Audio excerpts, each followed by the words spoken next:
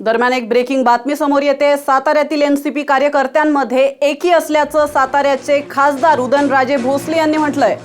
शिवेंद्रराजे आणि आपल्या एकीमध्ये पवारांचा मोठा वाटा असल्याचं उदयनराजे भोसले यांनी सांगितलंय। शिवेंद्रराजे आणि आपल्यात मोठे मतभेद असल्याचं चुकीचं चित्र उभं केल्याचा दावाही उदयनराजेंनी केलाय। लोकसभा निवडणुकीत यावेळी एनसीपी चांगली कामगिरी करेल असा विश्वासही उदयनराजेंनी व्यक्त केलाय। या क्षणाची महत्त्वाची ब्रेकिंग बातमी आपण पाहत आहोत।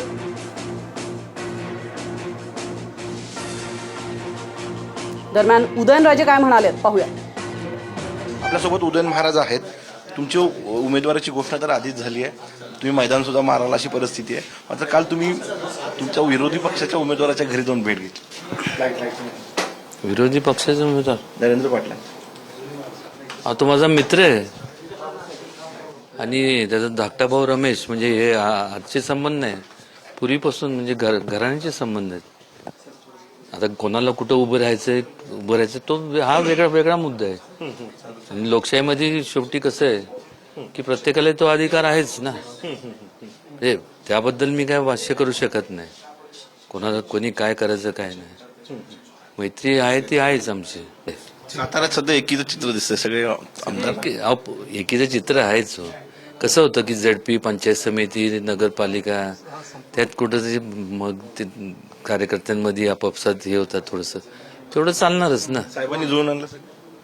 साहेबांचं तर सिंहाचा वाटा आहे, पण त्याचबरोबर असं आहे की तेवढं काय म्हणजे जे असं प्रोजेक्ट केलं गेलं की आमच्यात आणि शिवेंद्र म्हणजे सगळं लाईक शॉर्ट जसं तलवारी क्रॉसिंग ते सोडून द्यावं। तर काय जे बाकी मागं काय झालं असेल किरकोळ धक्काबुक्की ती कार्यकर्त्याची झाली। काय नक्की चित्र राहील राज्यामध्ये आघाडीला आणि सेना आघाडीचं नेमकं काय चित्र असेल? किती जागा येऊ शकतात, तुम्हाला काय वाटतं? येतील 2चा आकडा तर निश्चितपणे होईल ना। तर पवार साहेबांनी तेच चर्चा करत होतं।